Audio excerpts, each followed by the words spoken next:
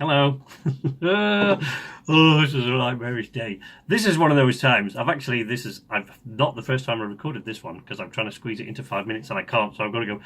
Today, from the moment I got up, has just been one of those days that can only be described. I'm sorry if my eyeline's shifting. I'm back to the mirror thing, no more standing in the shower or anything like that. It's been one of those days that you can only ever really describe as one of those days. I'm reasonably okay. Everything's pretty good with me, really, personally, but just one of those days when you're all right, but the universe around you, your immediate sort of friends and family and the people in your household, it just seems to wobble a little bit more than normal, and their universe seems to come crumbling around, and you're like one of the only ones in the middle for a change that's actually okay. My wife, bless her, we both work from home, and she's had the same computer. It weighs a ton. And this computer is a mammoth machine. It's just kept going and going and going. She's had this laptop. It's a laptop. Her only computer she has access to, that she does all her work on, that she gets paid for to bring money into the house. And it's the only machine she's got, and it's lasted her 10 years. Can you believe that? 10 years. We've done all the things, we've reinstalled operating systems, and we've defragged the drive over and over again, and we've removed programs that are running in the background that are unnecessary. We've reset the default settings. We've done all sorts of things like that. And, just to keep it going that little bit longer, because we need about another 2-3 months before we're in a position we should be able to replace it. And it just seems like today it has finally, maybe, we're not sure yet, maybe is it the spot where we just can't go any further with it, and it has given up the ghost, but we'll see. And then I've got a friend of mine online who, his own creative outlets in his life, he's having some sort of doubts and some wobbles with, and that I really identify with. I've been on YouTube now for 11 years, and, I started writing a book many years ago. I've been writing short stories all my life.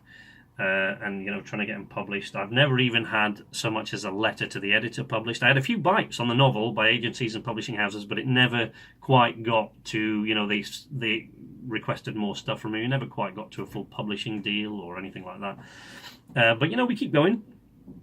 And I've had these ups and downs, but I've had to be figuratively, let's be clear about that, talked off that ledge about my creative outlets in my life so many times when I've thought, oh, I can't do this. Look, I've been doing this for years.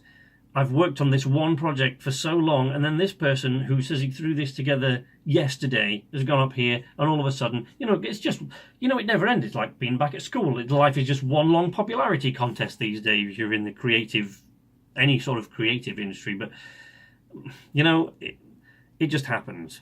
And then, I've got another friend of mine who's having actual real life problems, like real ones, serious things that bless him, is just trying to be nice to everybody else and going, I can help you with all your problems, despite the fact that he's having real issues at the moment. And, there's that. And then I've had to be the bad guy today, which I hate doing. I've had to say to someone, I'm nobody's boss. I want to make that clear. I work for myself and I don't. But there are some things I collaborate with the people, and I've had to be the bad guy today and say, I'm so sorry. I know you worked really hard on this, but you can't do that. I'm so sorry. You just can't do that.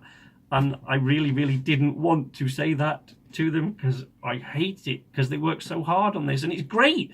But there's just something about it that it's like, I'm sorry, that's not doable.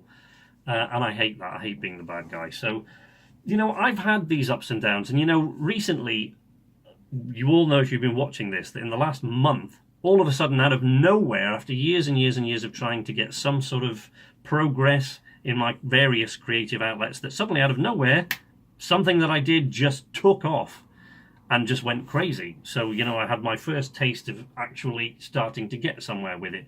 But, it wasn't expected. It wasn't something I expected to do well. It was just something that I threw out there. And so, my message for today is, my sister, bless her, has worked very, very hard in her own life creatively, and she's a professional creative person now. She does it for a living. That's all she does.